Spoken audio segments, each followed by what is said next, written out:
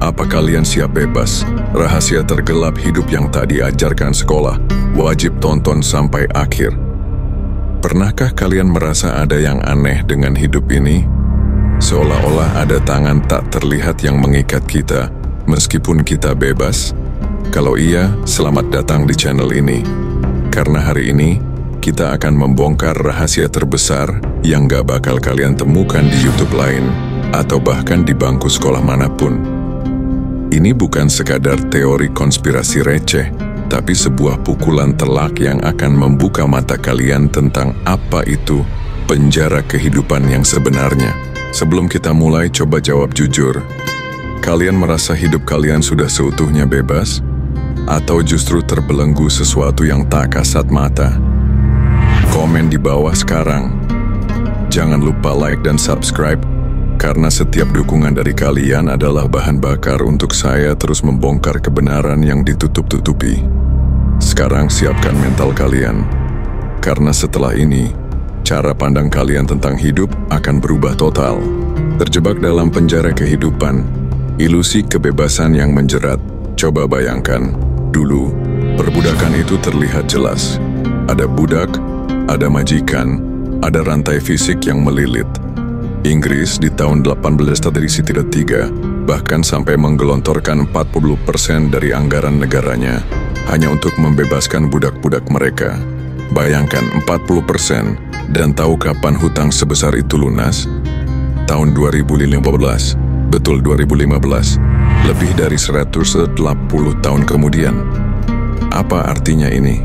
Ini menunjukkan bahwa meskipun perbudakan fisik dihapus, sistemnya berevolusi. Dari rantai besi, kini beralih menjadi rantai yang tak terlihat, rantai finansial. Cicilan KPR dan inflasi fiktif belenggu tak kasat mata. Kita sering merasa bangga punya rumah sendiri dengan KPR, punya kendaraan baru dengan cicilan, atau bahkan cuma sekadar menikmati gaji bulanan. Tapi coba kita bedah lebih dalam. Apa bedanya cicilan KPR puluhan tahun dengan menjadi budak yang bekerja seumur hidup untuk melunasi hutang? Atau gaji kita yang terasa tetap, tapi harga kebutuhan pokok terus meroket? Pernahkah kalian merasa aneh saat pemerintah bilang inflasi cuma 0,7% atau 1%? Tapi pas kalian ke pasar, harga beras, telur, atau LPG naik terus-menerus. Ini bukan kebetulan, teman-teman. Ini adalah kebohongan inflasi. Mereka memberitahu kita angka-angka yang manis di atas kertas, tapi kenyataannya di lapangan jauh berbeda. Contoh nyatanya, si Budi seorang pekerja keras dengan gaji 3 juta per bulan.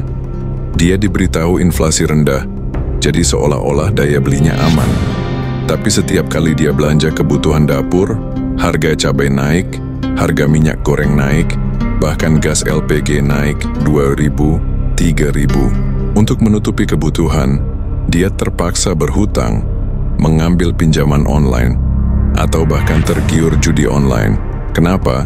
Karena dia dikerjain oleh sistem. Gaji stagnan, biaya hidup naik, dan yang paling parah, dia dibohongi data-data ekonomi yang tidak sesuai kenyataan. Dia dipenjara, bukan oleh jeruji besi, tapi oleh kebutuhan finansial yang terus mencekik. Judi online bukan sekadar penyakit, tapi gejala sistem yang rusak. Banyak orang menyalahkan judi online sebagai biang keladi kehancuran hidup. Oh, si Joni hancur karena judol. Masyarakat miskin makin terpuruk gara-gara judol. Tapi pernahkah kita berhenti sejenak dan bertanya, mengapa judi online begitu merajalela di Indonesia atau Filipina, tapi tidak sebesar itu di Amerika? Pembicara kita dengan tegas mengatakan, bukan judol yang menghancurkan, tapi sistem yang penuh kebohongan dan rantai finansial yang ditaruh di leher kita. Masyarakat yang sudah tertekan secara finansial, yang gajinya dibohongi, dan harga kebutuhan pokok terus melambung, mencari jalan keluar instan. Mereka tahu itu bodoh, mereka tahu risikonya, tapi dalam keputusasaan, mereka mencoba peruntungan, berharap ada keajaiban yang bisa membebaskan mereka dari belenggu hutang dan kemiskinan. Bayangkan lagi si Budi. Dengan gaji 3 juta dan biaya hidup yang terus naik, dia merasa seperti tikus yang terus berlari di roda hamster. Dia bekerja keras, tapi tidak ada harapan. Sistem seolah-olah berteriak kepadanya, "Kamu nggak akan pernah bisa maju." Lalu datanglah iklan judi online yang menawarkan kemenangan instan. Ini bukan lagi tentang keserakahan, tapi tentang pencarian jalan keluar dari penderitaan. Ini adalah bukti bahwa ada yang salah dengan sistem ekonomi kita, yang membuat masyarakat jadi putus asa dan mencari jalan pintas yang justru makin menjerumuskan. Manipulasi media dan pendidikan, penjara pikiran sejak dini. Selain rantai finansial, ada lagi belenggu yang tak kalah kuat, penjara pikiran. Belenggu ini dibentuk sejak kita kecil melalui sistem pendidikan dan media tradisional. Media sampah, penguasa pikiran dan penyebar ketakutan. Pernahkah kalian menyalakan TV dan merasa muak dengan isinya? Berita kriminalitas, pembunuhan, kebakaran, perkosaan, tusuk-tusukan, seolah tak ada habisnya. Pembicara menyebutnya sebagai media sampah dan fear-mongering. Mereka sengaja menakut-nakuti kita, membuat pikiran kita jadi gila, khawatir berlebihan, dan tidak fokus pada hal-hal substantif yang bisa membangun diri. Contohnya, kalian pulang kerja atau pulang sekolah, sudah lelah fisik dan mental. Niatnya mau istirahat sambil nonton TV. Tapi yang muncul hanya rentetan berita negatif yang membuat kalian makin stres dan paranoid. Pikiran kalian jadi terisi sampah. Tidak ada edukasi, tidak ada inspirasi. Bahkan sinetron pun kadang lebih banyak drama dan konflik daripada pesan positif. Ini bukan kebetulan. Ini adalah strategi untuk mengontrol pikiran kita, agar kita tetap dalam ketakutan dan tidak bisa berpikir jernih tentang bagaimana membebaskan diri. Ingat juga fenomena masker dan karantina beberapa waktu lalu? Pembicara menyoroti bagaimana media secara dramatis menampilkan kuburan-kuburan dan pasien kejang-kejang di TV untuk menciptakan kepanikan massal. Padahal menurutnya, banyak dari itu adalah propaganda untuk mengontrol kita. Kita didorong untuk percaya dan mengikuti tanpa bertanya, tanpa kritis. Pendidikan monyet, mencetak budak bukan pemikir bebas. Dan bicara tentang kontrol, ini yang paling parah. Sistem pendidikan kita. Sejak kecil kita diajarkan untuk menjadi monyet pabrik, bukan pemikir bebas. Pikirkan ini. Dari SD, kita diajarkan untuk meminta izin Bu Guru, saya mau pipis. Kenapa harus izin untuk buang air kecil? Apa hubungannya kebutuhan biologis kita dengan guru? Itu adalah pengkondisian mental agar kita terbiasa meminta izin dan patuh pada otoritas, meskipun itu tidak masuk akal. Lalu ada bel sekolah, teng-tong masuk pulang makan. Persis seperti bel pabrik yang mengatur jadwal kerja para buruh. Kita dididik untuk menghafal, bukan memahami. Kita disuruh belajar materi berjam-jam, padahal bisa dipelajari dalam hitungan menit. Mengapa? Karena mereka mengajarkan kita menukar waktu dengan uang, bukan sebaliknya. Contohnya, di sekolah, jika ada anak yang mencoba berjualan atau punya ide bisnis, seringkali malah diketawain atau dilarang. Kita didorong untuk belajar keras, mendapat nilai bagus, lalu melamar pekerjaan. Lulusan sekolah kita cenderung mencari kerja di perusahaan, menjadi karyawan, menjadi supervisor, manajer, lalu berharap bisa pensiun di usia 60 tahun. Itu adalah mimpi yang dijual. Kerja rodi seumur hidup, lalu baru bisa menikmati hidup ketika sudah tua dan mungkin tidak sekuat dulu. Ini adalah budak modern yang dibentuk oleh sistem pendidikan. Jalan menuju kebebasan, patahkan rantai, jadi manusia seutuhnya. Lalu bagaimana kita bisa keluar dari penjara kehidupan ini? Pembicara memberikan beberapa kunci penting. 1. Hargai waktu lebih dari uang. Kebanyakan orang miskin menukar waktu mereka dengan uang. Memilih tiket termurah yang transit 12 jam hanya untuk menghemat sedikit uang. Sementara orang kaya rela membayar mahal untuk menghemat waktu, seperti naik private jet. Ini bukan soal mewah-mewahan, tapi tentang memahami nilai waktu. Waktu adalah aset paling berharga yang tidak bisa kembali.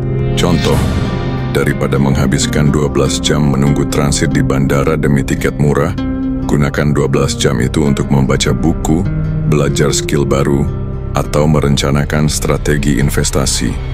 Waktu yang kalian habiskan untuk hal-hal produktif akan jauh lebih berharga daripada uang yang kalian hemat. Ini adalah mindset yang harus diubah. Gunakan uang untuk membeli waktu, bukan menukar waktu dengan uang. 2. Investasi leher ke atas.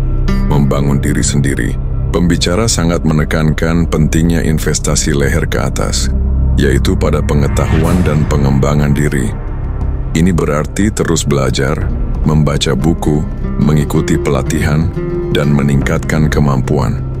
Ini adalah satu-satunya investasi yang tidak akan pernah hilang atau terinflasi.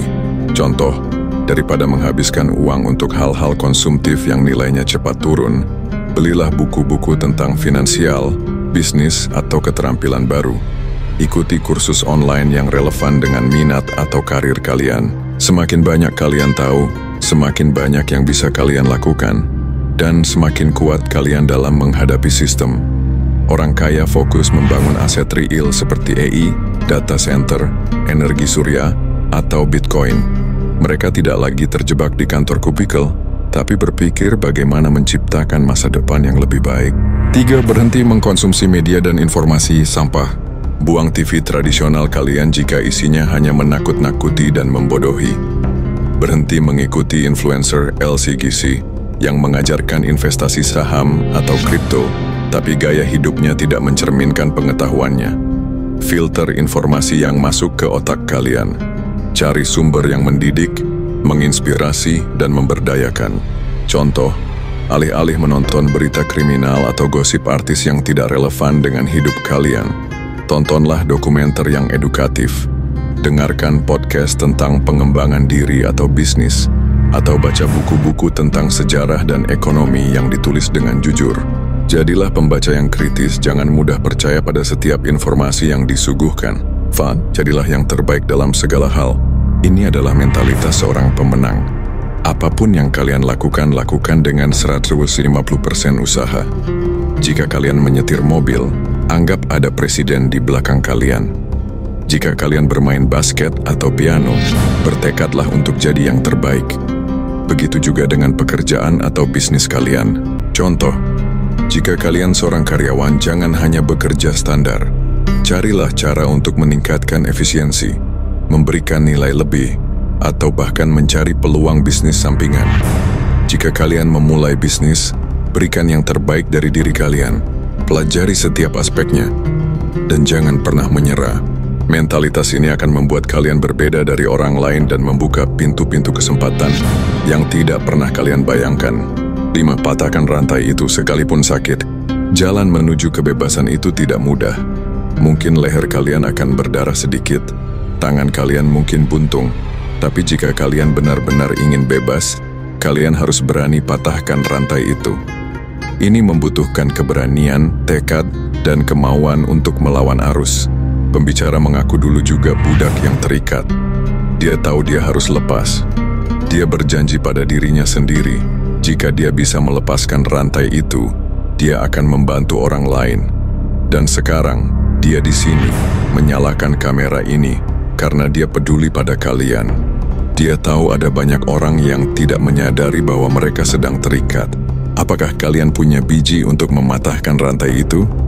Atau kalian akan pasrah dan berkata, "Ya sudahlah, begini saja hidupku." Hidup ini cuma sekali. Kalian mau jadi budak atau jadi manusia bebas yang menciptakan takdir kalian sendiri? Jadi apa yang akan kalian lakukan setelah mendengar ini? Apakah kalian akan terus terperangkap dalam penjara kehidupan?